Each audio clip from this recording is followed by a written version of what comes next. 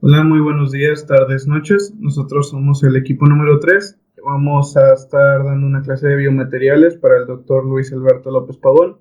En específico, el capítulo 9 y 10 de la parte 2 del libro y el capítulo 1 de la parte 3. Los temas a tocar van a ser degradación y reabsorción de cerámicos bioactivos en ortopedia, corrosión de implantes metálicos, asimismo como conceptos generales de biocompatibilidad.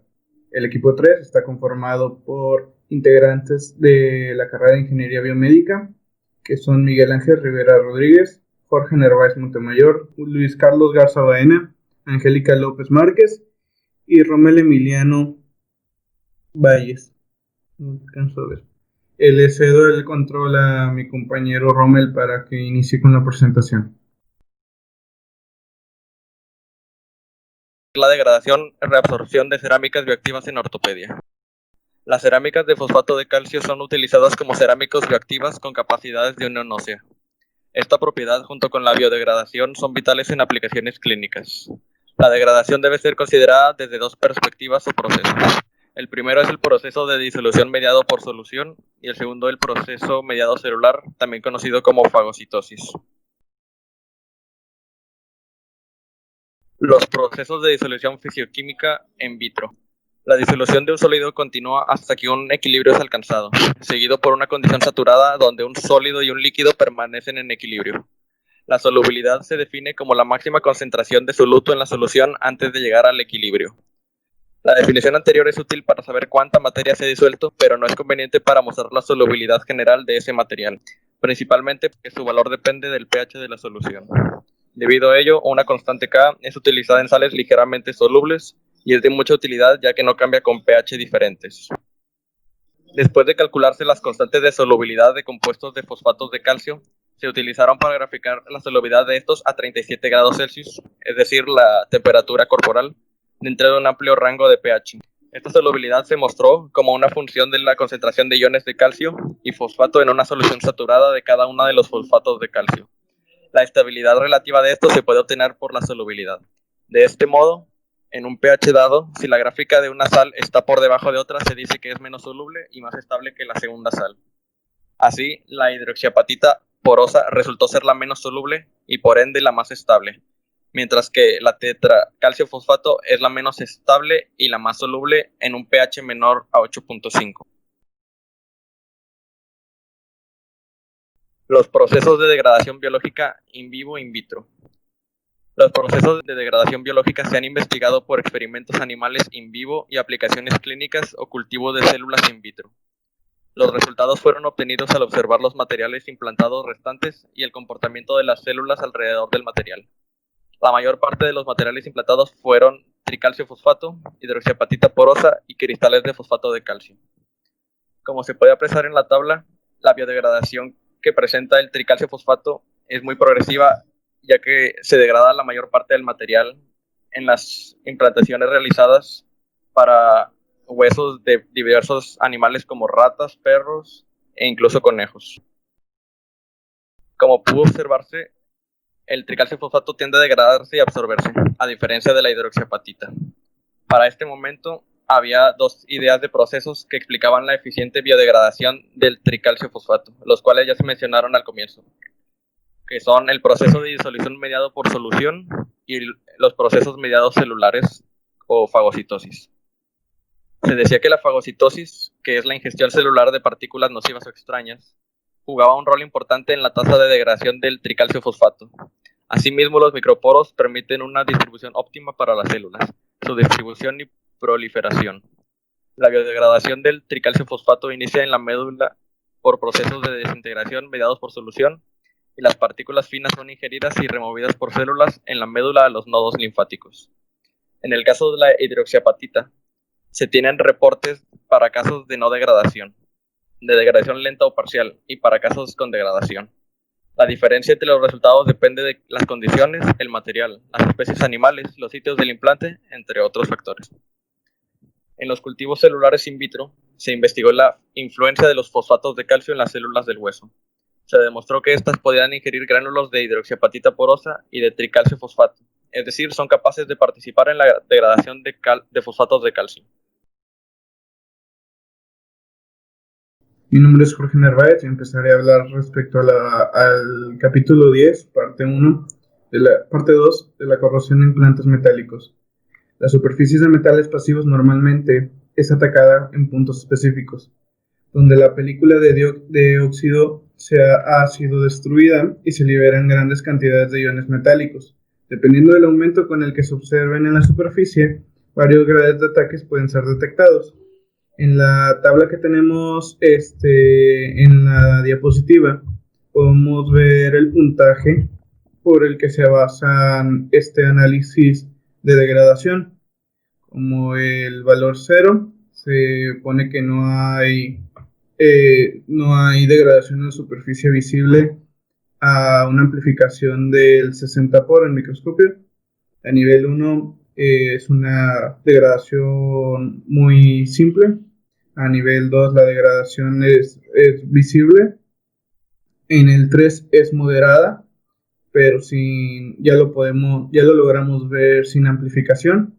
En el 4 la degradación es bastante consistente y en el 5 pues prácticamente se puede ver a simple vista.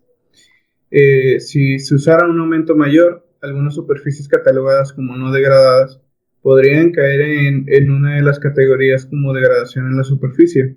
El límite entre superficies corroídas y no corroídas es muy dependiente de la magnitud utilizada para la observación y la evaluación. Teniendo en cuenta las limitaciones, es útil tener una idea de la incidencia de corrosión, por ejemplo, el porcentaje de implantes que sufren algún grado de corrosión. En una investigación publicada en la revista Metals llamada The Distribution and Severity of Corrosion Damage at 8 Distinct Zones of Metallic Ephemeral Stem Implants, se estudian las uniones metálicas cónicas de los implantes modulares de reemplazo total de cadera y se analiza el daño por corrosión usando puntuación visual basada en diferentes niveles de granulación que abarcan, que es lo que acabamos de ver en la tabla anterior. Para tener una puntuación consistente, un investigador capacitado evalúa el daño. Los conos de los vástagos, como los podemos ver en la imagen, se puntuaron visualmente 2 veces en un orden aleatorio. Cada uno de los cónicos fue fotografiado en 8 zonas diferentes, que es posterior distal, posterior proximal, medial distal, medial proximal, anterior distal, anterior proximal, lateral distal y lateral proximal, para poder dividir bien las zonas. Los resultados muestran que la corrosión en los conos del vástago se produjeron con mayor frecuencia en la región distal en comparación a la región proximal, que si vemos respecto a la posición anatómica, es la parte más alejada del centro del cuerpo. Además, se descubrió que la zona distal medial es la que más posee daño severo por corrosión entre las 8 zonas distintivas. Aquí podemos ver de manera porcentual los daños que se fueron calculando respecto a la gráfica de puntuación en cuanto a la corrosión de los implantes de cadera. No estoy muy seguro de cuál fue el material que se utilizó para estas pruebas, pero podemos ver una clara aplicación de este sistema de puntuación de corrosión en diferentes zonas, variando la visualización de la prótesis. Asimismo, hablaré de diagramas de potencial de hidrógeno o de Purban. Estos diagramas son una representación gráfica del potencial en función del pH para un metal bajo en condiciones termodinámicas estándar. Los diagramas toman en cuenta los equilibrios químicos y electroquímicos para poder definir el dominio de la estabilidad para el electrolito, el metal y los compuestos relacionados. La presencia de agentes complejantes, como los cloruros, pueden modificar considerablemente los diagramas de Purban por la formación de complejos altamente estables en disoluciones o soluciones insolubles. Como consecuencia de esto, los diagramas aparecen nuevos dominios para las especies iónicas de disociación que ocupan espacios más amplios que los correspondientes. Para predecir la estabilidad de los metales y sus óxidos, los diagramas de pH potencial o de potencial de pH tienen varias limitaciones. Se refieren a metales puros, no a aleaciones y al agua pura, no a ambientes que normalmente se encuentran en situaciones prácticas. Las líneas en la gráfica que podemos ver, ahí no se ve como que muy clara la imagen, pero las líneas puntuadas en el diagrama muestran que la región de estabilidad del agua debajo de la línea que desarrolla el hidrógeno, mientras que por encima de la línea B se libera el oxígeno. Esta es una tabla de corrosión, inmunidad y passivation, no sé cómo traducirlo, de titanio. Asimismo, los aspectos relacionados a esta composición de material son importantes por la pureza de los metales, mejorando la resistencia a la corrosión. La evolución de la composición de aceros inoxidables se puede utilizar para ilustrar la importancia de la pureza de los materiales. Para reducir la susceptibilidad a la corrosión, los aceros más utilizados debido a las bajas concentraciones de impurezas como carbono, silicio, fósforo y azufre son puntualmente los aceros inoxidables 316L y 316LVM. La L hace referencia a que en ambos tenemos un bajo porcentaje de peso, que es el 0.03% en bajas concentraciones de carbono. Y la VM, que es lo que diferencia a estos dos, significa que fue fusión al vacío, una técnica que permite la producción de metales con muy bajas concentraciones de impurezas. Esto es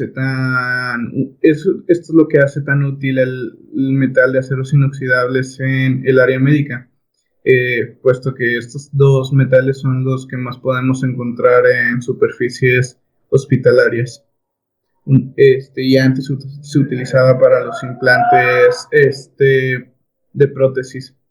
Un análisis de recuperación de varillas intramedulares de Kuntscher han demostrado que la corrosión superficial significa el contenido de inclusión y el contenido de carbono ocurrido en los primeros materiales, que han permanecido en situaciones durante 10 años o más. Se obtuvieron relaciones significativas para la puntuación de corrosión superficial, de inclusión de óxido globular delgado y para puntaje de corrosión superficial versus el sulfuro contenido de inclusión. El tipo de material metálico influencia de la aleación. Debido a la presencia de una delgada película de óxido, el titanio tiene una resistencia a la corrosión muy alta. Tengo entendido en investigaciones que se han realizado respecto al titanio en implantes de cadera, lo que hace tan útil al titanio es que la superficie genera una película de óxido de titanio en la cual ya no se comporta como un metal, sino que se comporta como un cerámico, que es uno de los que es la clasificación de biomateriales más compatible y que nos ayuda a desarrollar junto con hidroxapatita, como dijo mi compañero, en la creación de osteoblastos para la osteointegración del implante. Una nueva aleación de titanio 15 SR4NB2A 0.2 PD con mejor resistencia a la corrosión que el titanio anteriormente mencionado, fue propuesto para eliminar los posibles efectos tóxicos.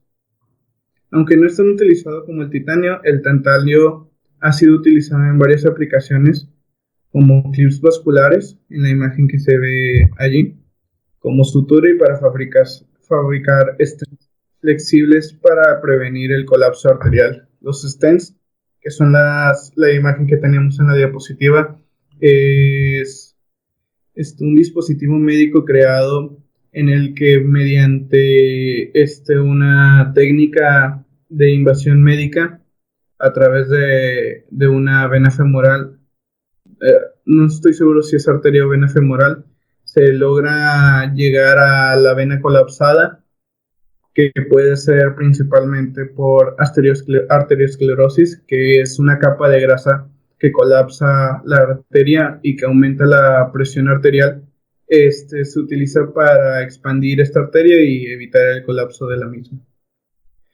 El cromio y el mo son los principales elementos de la aleación responsables de la resistencia y de la corrosión de los aceros inoxidables. Esto ya sería todo por mi parte. Le cedo el control a mi compañera. Sitio de ataque. Normalmente las corrosiones se inician en inclusiones no metálicas. En aceros inoxidables, los sulfuros son particularmente propensos a los ataques. Las inclusiones de óxido también pueden dar origen al ataque, pero son menos activos que los sulfuros. Sin embargo, en acero inoxidable de grado quirúrgico, este tipo de ataque no debería ocurrir. Esto debido a que el acero quirúrgico es un tipo de acero utilizado para los diversos instrumentos que se emplean en las operaciones quirúrgicas, tales como bisturí, pinzas, tijeras, etc., denominados instrumental quirúrgico. Este acero es escogido para este fin por su característica de no provocar reacciones alérgicas en la mayoría de las personas. El acero quirúrgico es una variación del acero que comúnmente se compone de una aleación de cromo, molibdeno y en ocasiones níquel. El cromo es el que le da a este metal su resistencia al desgaste y corrosión. El níquel le da un acabado suave y pulido. El molibdeno le da mayor dureza y ayuda a mantener la agudeza del filo. Combinaciones de diferentes materiales. La necesidad de combinar diferentes materiales a veces puede surgir para obtener un material con las características deseadas. Un ejemplo es el uso de metales duros para la cabeza de las articulaciones de la cadera en combinación con un vástago de titanio. El titanio tiene una resistencia a la corrosión muy alta, pero una resistencia al desgaste muy pobre.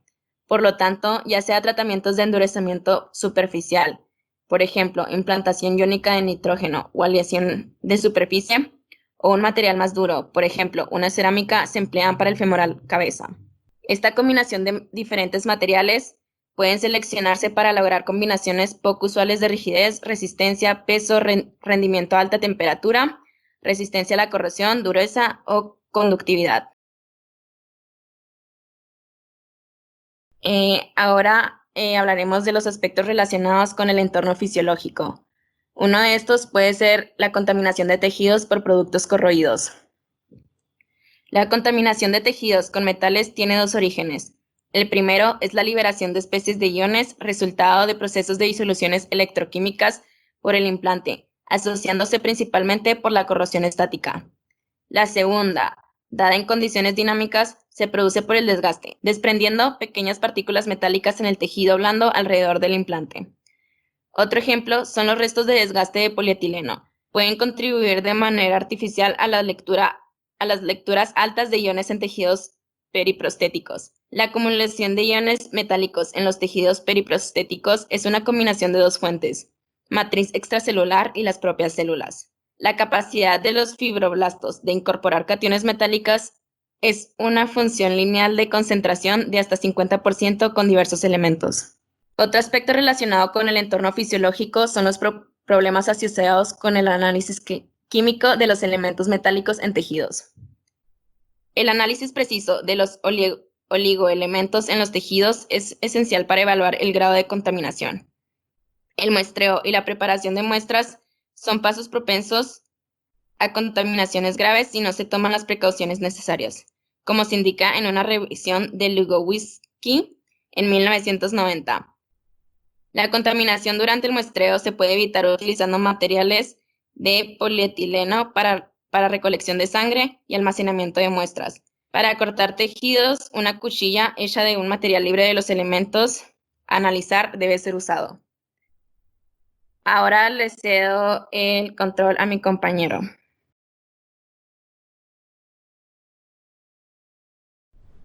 Corrosión en el sudor. Los principales componentes del sudor son los cloruros, la urea y el ácido láctico. Cuando los objetos metálicos entran en contacto con la superficie cutánea, estos pueden producir corrosión, y si los productos corrosivos son, a su vez, tóxicos o irritantes, pueden originar dermatitis de contacto. El ejemplo más común es la dermatitis causada por joyas que contienen níquel. En América del Norte, aproximadamente 10% de la población tiene antecedentes de dermatitis por níquel. Sin embargo, el grado de sensibilización no es directamente proporcional a la cantidad de iones liberados, puesto que cada persona tiene una resistencia a la corrosión diferente. Para la interacción metal-proteínas, se puede decir que gran parte de las proteínas suelen mostrarse perjudiciales sobre la resistencia corrosiva de los metales. Sin embargo, como se puede ver en la tabla, dependiendo del método electroquímico, puede mantener el metal inerte o incluso mejorar sus efectos, como en el caso del titanio puro comercial. En el caso de los antibióticos, la interacción entre uno de estos, como la oxitetraciclina o la tobramicina, y junto con los materiales metálicos quirúrgicos como el acero inoxidable, aleaciones de cobalto cromo o titanio comercialmente puro, ha demostrado que solamente la oxitetraciclina ejerce un efecto sobre la respuesta electroquímica. Como se puede observar en la gráfica, al aumentar la cantidad de oxitetraciclina sobre el titanio, esta aumenta el potencial corrosivo que tiene el metal. El óxido en el titanio puede crecer hasta los 100 nanómetros o más aplicando corrientes anoicas en los electroditos adecuados, como pueden ser los baños de ácido fosfórico o hidróxido de sodio, que son los más recomendables para este propósito. La resistencia corrosiva del titanio anodizado incrementa conforme el óxido incrementa en tamaño. Esto puede ser en la siguiente figura, la cual muestra que la película formada por ácido fosfórico, a comparación de la formada por el aire, es más gruesa. Esto formándose en un intervalo de 600 y 800 horas. Respecto al efecto de revestimiento y tratamiento de superficie que incumben a la resistencia corrosiva del acero inoxidable y del titanio, siempre que un metal es usado como revestimiento, existe la posibilidad de que se dé una corrosión galvánica, puesto que grietas o poros en el mismo permite que el medio corrosivo entre en contacto con el sustrato. Sin embargo, nuevos tratamientos de superficie con materiales inertes permiten que sean ampliamente aplicados en la práctica médica. El carbono y el nitrógeno son los más utilizados para modificar la corrosión y el desgaste en acero inoxidable y aleaciones de titanio. Sin embargo, el revestimiento con elementos metálicos sigue siendo una opción a considerar. El recubrimiento de titanio, niobio y tantalio sobre acero inoxidable actúan como ánodos, retrasando la liberación de cromo y níquel al medio. Pero la capa de óxido formada no es demasiado estable. Varias pruebas de aleaciones por tratamiento láser combinando el titanio, aluminio, vanadio o también conocido como titanio 6,4 junto con el niobio, el molibdeno y el circonio, mostraron que este último metal, el circonio, es el más prometedor, siendo capaz de triplicar la dureza en comparación al sustrato. Dentro de las propiedades físico-químicas de los óxidos metálicos, la resistencia a la corrosión de algunos metales depende en última instancia de la presencia de una delgada película de óxido formada por la reacción del metal con el medio ambiente, como es el caso del titanio, tantalio, circonio, etc., por mencionar algunos.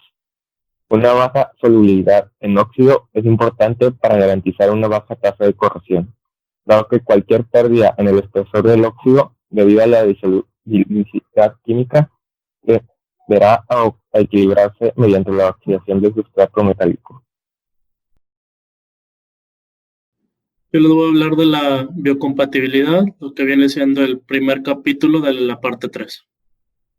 Las respuestas del huésped a los biomateriales son extremadamente variadas, incluyendo un rango de diferentes mecanismos y que son controlados por factores que involucran características del huésped, material y procedimiento quirúrgico. Estas respuestas por sí mismas constituyen un componente significativo del fenómeno de biocompatibilidad. Es intuitivamente obvio que un material o un dispositivo médico implantado no debería de causar ningún daño al receptor, ya sea por accidente o intencionalmente. Este es el principio subyacente de la seguridad biológica, pero no es en su totalidad el de biocompatibilidad. Por muchos años, durante la evolución de los biomateriales, los requerimientos de los biomateriales estaban regidos por la necesidad percibida de que tenían que ser seguros, lo cual era interpretado como un requerimiento que un biomaterial debería tener fuera el de ser inerte en su totalidad en el ambiente fisiológico y por sí mismo no debería ejercer ningún efecto en el ambiente. Este concepto de biocompatibilidad, el cual iguala la cualidad de inerte e indiferencia biológica, ha resultado en la selección de un portafolio de biomateriales estándar o aceptables, los cuales tienen una amplia gama de usos. En la práctica, la biocompatibilidad es mucho más compleja. Existen al menos 4 razones para esto.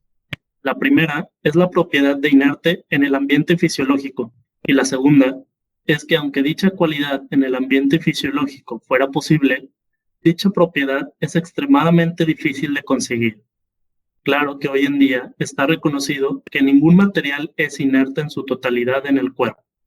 Con muchos materiales, mientras el componente principal pueda estar excepcionalmente inerte, existen de vez en cuando ligeros inconvenientes, tal vez impurezas o aditivos, los cuales son liberados bajo ciertas circunstancias. La tercera razón por la que la biocompatibilidad no puede ser igualada con la propiedad de inerte es que existen, y hay varias, y en claro aumento de cantidad, aplicaciones que involucran intencionalmente la degradación de los materiales. Ejemplos claros son las suturas absorbibles y los sistemas implantados de suministro de medicamento. La cuarta razón es aún más convincente, especialmente cuando consideramos biomateriales usados en dispositivos para reconstrucción de tejido. Si un dispositivo está hecho de materiales los cuales son inertes y aparte no interactúan con el cuerpo en ningún aspecto en cuestión, entonces es poco probable de que pueda ser verdaderamente incorporado en el cuerpo. De esta manera, la biocompatibilidad no debe ser relacionada con evitar reacciones, sino escogiendo cuáles de esas reacciones son las más benéficas para el desempeño del dispositivo. La biocompatibilidad fue definida hace unos cuantos años de la siguiente manera: la habilidad para producir una respuesta en el huésped apropiado en una situación específica. La definición permite que un material estimule o de otra manera favorezca a una respuesta específica, incluida activación celular, donde dicha respuesta optimice el desempeño del dispositivo. La definición previamente mencionada también estipula que la biocompatibilidad de un material tiene que ser medida en referencia a la aplicación específica que se le va a dar. La definición de arriba ayuda a explicar el área de estudio, pero no describe exactamente qué es. Para este propósito, tenemos que considerar los varios componentes que están involucrados en el proceso de biocompatibilidad. La biocompatibilidad se refiere a la totalidad de las reacciones de los biomateriales y los tejidos, así como de sus consecuencias. Estas reacciones y consecuencias pueden ser divididas en 4 categorías. El primer componente es el de la absorción de proteínas. Este proceso es iniciado en el momento en el que el material entra en contacto con los fluidos del tejido, de tal manera que relativamente rápido la superficie del biomaterial se ve cubierta de una capa de proteínas. Bajo ciertas circunstancias, esta capa es extremadamente importante en el control del desarrollo de la respuesta del huésped, ya que el comportamiento celular cerca del material dependería de la interacción con estas proteínas. El segundo componente de la biocompatibilidad es la degradación del material. La degradación es un componente de la biocompatibilidad en vez de un fenómeno aparte. Sin importar el lugar de implantación, un biomaterial siempre estará en continuo contacto con un ambiente acuoso durante su uso o aplicación. Hay ocasiones cuando un proceso de degradación puede ser explicado mecánicamente y cualitativamente mediante la presencia de un electrolito. Esta es la situación con la mayoría de los metales cuando sufren de corrosión en ambientes fisiológicos. El tercer componente, el término de biodegradación, es usado a menudo para describir degradación, la cual ocurre en dichas situaciones. Sin embargo, las circunstancias así como los requerimientos para que la degradación sea descrita, no han sido del todo claros al respecto. Un reciente acuerdo estableció que la definición de biodegradación estipula sencillamente como la descomposición de un material por medio de un ambiente biológico. En el contexto de la definición de biocompatibilidad, sin embargo, es importante que la interacción entre el material y el tejido sea uno que conduzca a un balance aceptable entre inflamación y reparación. El cuarto componente. Si existe una interacción, entonces no hay razón por la cual los productos de dicha reacción, así como sus efectos, tengan que ser confinados a la localidad de esa interacción. Y la presencia del inicio de una respuesta local no es necesariamente indicativo de la ausencia de ningún efecto sistémico o remoto.